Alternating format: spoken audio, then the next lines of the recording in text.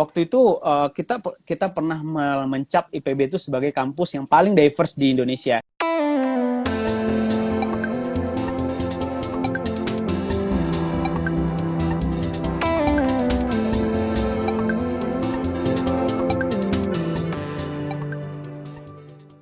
Artinya dari seluruh Sabang sampai Merauke itu ada di IPB gitu loh. Saking perbedaan itu banyak banget gitu loh.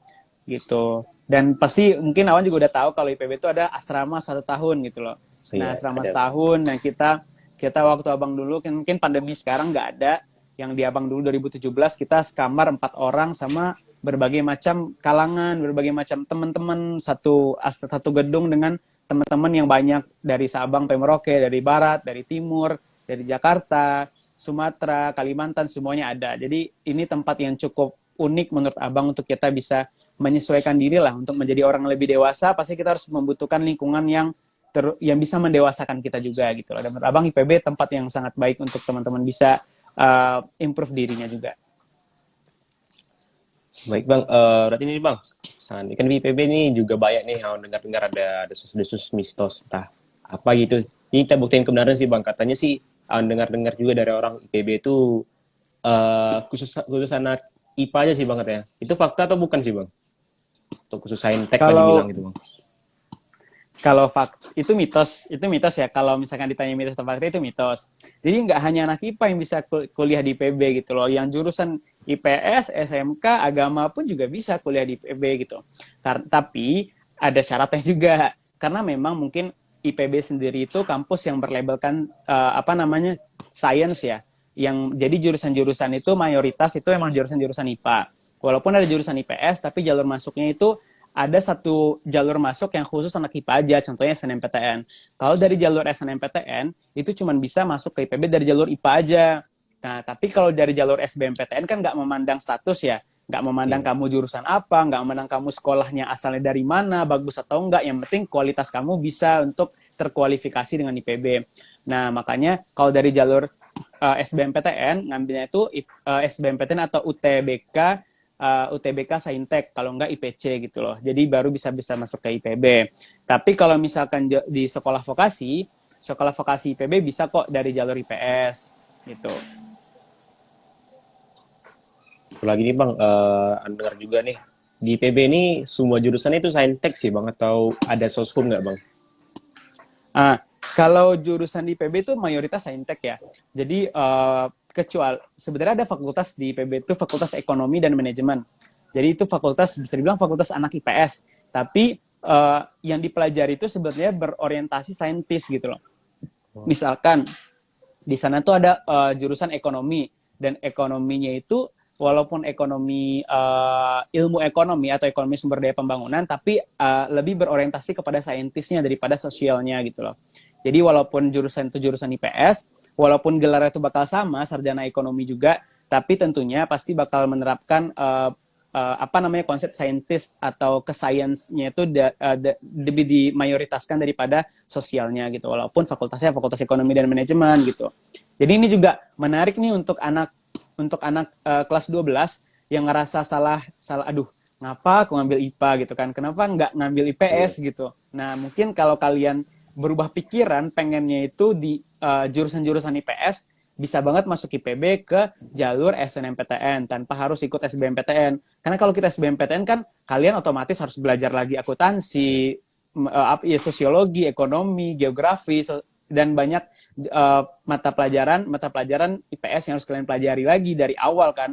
Jadi direkap tuh selama 3 tahun yang anak IPS kalian pelajari untuk UTBK aja gitu kan, memberatkan. Jadi makanya banyak itu satu-satunya loh di Indonesia yang SNMPTN IPS hanya bisa diikuti oleh anak IPA gitu loh di IPB gitu. Oke.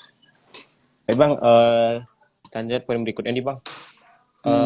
Ini Bang, kan IPB sendiri kan di Kabupaten Bogor. Nah, bagaimana sih Bang peran IPB sendiri dalam pertanian Indonesia Bang? Kalau peran IPB itu tentunya penting ya, sebagai seorang pionir, sebagai sebuah instansi pionir di Indonesia yang mengedepankan biodiversitas.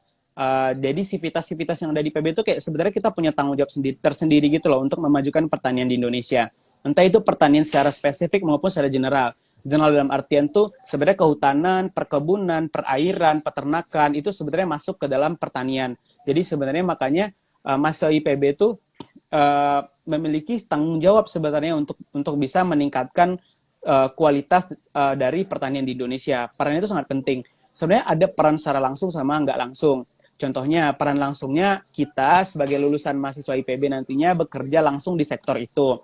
Contohnya nih, misalkan abang dari jurusan pertanian, ya abang langsung terjun misalkan ke sebuah balai-balai pertanian di desa misalkan, atau abang menjadi penyuluh pertanian, jadi artinya abang terjun langsung. Secara nggak langsung itu misalkan abang sendiri sebagai mahasiswa nih, mahasiswa peran abang kayaknya belum besar deh untuk pertanian. Artinya misalkan abang bisa aja ikut ke KKN atau program-program pengabdian untuk membantu pertanian-pertanian, atau abang ke desa-desa nih untuk bersosialisasi kepada masyarakat desa. Oh kayak gini loh Bu cara nanam padi yang benar, kayak gini loh cara biar padinya nggak digerogoti hama, kayak gitu. Jadi sebenarnya banyak cara yang bisa dilakukan oleh IPB, baik itu mahasiswa, baik itu institusinya maupun juga dosen-dosennya, yang Awan mungkin juga udah pernah baca atau teman-teman di sini, banyak inovasi-inovasi IPB berikan itu di sektor pertanian Indonesia itu banyak banget. Ada ratusan inovasi-inovasi pertanian untuk Indonesia yang diberikan oleh IPB.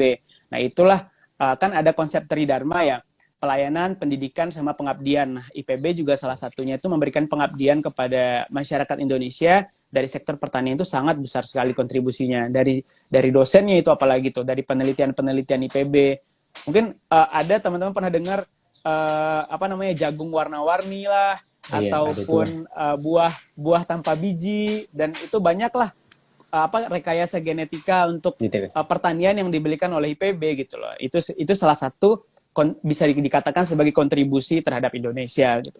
Banyak gitu menurut Abang. Jadi dengan gitu itu peranan IPB dan pertanian udah besar banget ya bang. Apalagi mahasiswa yang masih IPB itu tersebar merata di seluruh Indonesia itu. Tentunya pertanian-pertanian Indonesia bisa maju dengan bantuan peranan IPB. Kita lanjut bang, ada Benar. selanjutnya nih. eh, IPB University itu kan disebut juga kampus inovasi bangsa sih bang. Maksudnya seperti apa sih bang? Kampus inovasi bangsa itu apa dan kenapa IPB itu menjadi kampus inovasi bangsa bang? Oke. Kalau kita berbicara mengenai inovasi, ya pasti bisa dibilang IPB pionir inovasi, kampus inovasi Indonesia. Karena tercatat per tahun 2018, kalau tidak salah, atau 2019, itu ada lebih dari 500 inovasi yang telah IPB sumbangkan untuk Indonesia. Inovasi itu banyak gitu loh. Baik itu inovasi di bidang teknologi, di bidang sains, intinya di bidang sains lah rata-rata. Di bidang pertanian terlebih, sangat banyak inovasi-inovasi yang diberikan oleh IPB. Makanya, uh, apa namanya salah satu tagline IPB itu menggunakan innovation with integrity tadi. Jadi innovation dengan sebuah integritas, karena kita benar-benar memberikan inovasi yang sangat besar kontribusinya untuk Indonesia. Yang abang bilang tadi, inovasi-inovasi itu banyak banyak banget lah pokoknya yang udah diberikan IPB. Inovasinya itu dari mahasiswa juga banyak banget. Misalkan sebuah penemuan minuman penyembuh kanker payudara. Misalkan ada lagi wafer-wafer untuk hewan. Jadi nggak hanya kita yang makan wafer, hewan juga punya wafernya untuk menambah apa namanya kesehatan, nutrisi dari hewan itu sendiri. Terus ada juga misalkan inovasi penerjemah bahasa bayi. Nah itu juga jadi bayi yang menangis, bayi yang haus atau kelaparan, bayi yang terganggu itu sebenarnya beda-beda bahasanya. Nah itu diterjemahkan oleh salah satu apa namanya penelitian yang dilakukan oleh Civitas IPB gitu loh. Nah sebenarnya kalau dari inovasi makanya IPB selalu dijuluki sebagai kampus inovasi Indonesia, karena emang banyak banget inovasi-inovasi yang diberikan oleh IPB gitu loh. Selalu menang di PIMNAS misalkan Pekan Ilmiah Mahasiswa Nasional. IPB itu selalu berkontribusi di 3 besar itu tiap tahun untuk apa namanya di Indonesia sebagai yang mengkontribusikan di bidang teknologi, pengabdian masyarakat, entah itu di bidang apa namanya kewirausahaan dan lainnya lah. Karena emang banyak banget inovasi yang abang nggak bisa nyebutin salah satu gitu loh. Karena emang banyak banget lah. Selama abang di kampus aja, dari abang semester 1 sampai sekarang tuh hampir tiap tahun ada aja award IPB itu di bidang inovasi gitu loh. Entah itu gold medal lah, platinum lah, entah itu dosennya lah yang berprestasi, entah itu inovasi apa lagi gitu loh. Jadi karena emang kompetitifnya itu budayanya itu bagus di IPB gitu. Jadi membuat contohnya nih, kalian seintrovert apapun di kampus, nggak ada kegiatan apapun kalian di kampus, pasti setidaknya kalian punya circle atau teman yang gitu loh. Pasti punya teman yang benar-benar Ya, betul. kompetitif gitu untuk mengikuti kegiatan internasional, untuk mengikuti kegiatan-kegiatan inovasi. Maka itu budaya kompetitif, budaya kompetisi.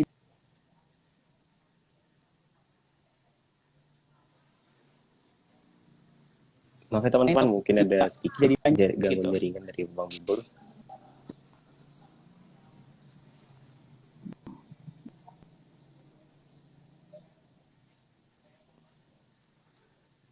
Ada masalah jaringan sedikit teman-teman, jadi mohon maaf apabila ada kesalahan jaringan.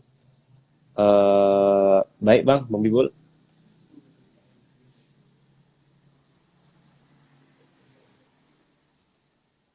Kayak Bang Bibul lagi ada masalah dengan koneksinya teman-teman, jadi kita tunggu dulu. Tunggu dulu ya teman-teman, soalnya ini masalah koneksi. Kita coba undang lagi ya.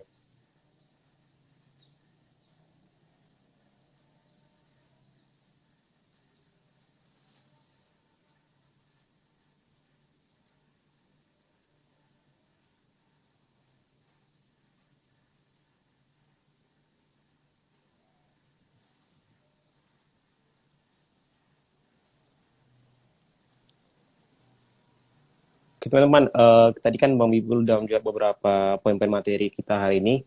Kita simpulkan dulu dong. Tadi pertama, ada apa yang bertanya di Indonesia hari ini. Nah, teman-teman tahu sendiri kan, kita sebagai bangsa Indonesia ini eh, kekurangan akan adanya pasokan beras contohnya, karena Indonesia sendiri penduduknya itu banyak, bukannya kualitas kita tidak bagus, tapi kuantitas kita tidak memadai.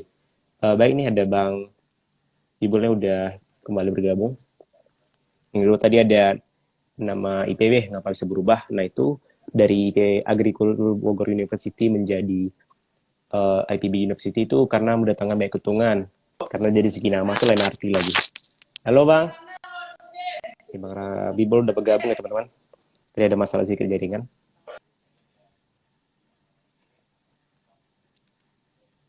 Kayaknya jaringan Bang Bibul masih belum stabil ya teman-teman. Lanjut aja di poin ketiga. Fakta menarik di kuliah kampus PB itu banyak ya teman-teman, sudah dijelaskan Bang Bibul tadi.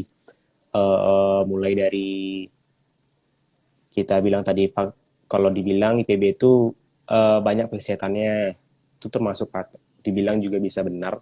Tapi kita tahu sendiri IPB itu merupakan satu-satunya kampus di Indonesia yang pertama kali mencetuskan itu gelar sarjana. Jadi mengikuti universitas lain itu mengikuti. Terus satu lagi, IPB University ini juga merupakan universitas yang pertama kali menggunakan jalur SNMPTN yang sekarang ini digunakan oleh universitas-universitas lain yang ada di Indonesia. Tentunya juga IPB ini juga merupakan salah satu kampus favorit yang ada di Indonesia. Dan tadi juga saya sempat bertanya kepada Bang Bibul, bahwasannya IPB ini bukan hanya untuk anak MIPA saja.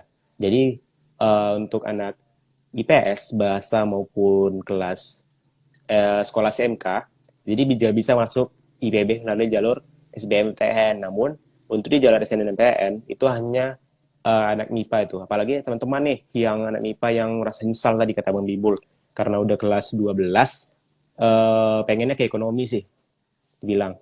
Jadi teman-teman bisa coba ke IPB, di lulusan ekonomi IPB itu saintek, jadi tergolong sains. Jadi teman-teman tidak perlu lagi mengulang materi-materi pelajaran IPS dari kelas 10 sampai 12, materi sejarah, sosiologi, geografi, dan lain-lainnya. Dan terus selanjutnya, IPB itu merupakan kampus inovasi bangsa. Kampus inovasi bangsa sendiri itu maksudnya kampus yang memberikan penemuan-penemuan yang terbaik untuk bangsa. Nah, IPB sendiri tadi sudah jelasin oleh Bang Bibul. Banyak penemuan-penemuan yang dibuat oleh mahasiswa IPB. Bahkan setiap tahun tuh ada aja persaingan IPB dalam dunia inovasi itu untuk mengenai suatu inovasi yang baru. Salah satunya tadi itu rekayasa genetik yang dibuat oleh IPB gitu. Jadi itu alasan kenapa IPB disebut dengan kampus inovasi bangsa, teman-teman. Baiklah. Halo Bang. Oke, sorry ya tadi ada Oke. gangguan jaringan sebentar. Iya, apa Bang. Oke, teman-teman IPB Nation, Bang Wibul udah masuk. Tadi mohon maaf sebelumnya ada masalah dengan gangguan jaringan.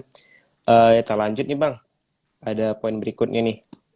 Kenapa alasan tadi Bang? Saya sih tadi udah tanya sih ya, alasan rebranding tadi tuh Benar. menjadi IPB dari menjadi ini IPB University tadi ya. Mungkin ada nih Bang, pertanyaan yang datang nih dari Muhammad MHD Arifin Ilham. Pertanyaan nih Bang, menurut Abang bagaimana meningkatkan komoditas pertanian di Indonesia saat ini? Oke, Abang langsung jawab aja ya. Boleh Bang. Tadi apa meningkatkan komoditas, kualitas? Komoditas Bang, Oke. komoditas pertanian.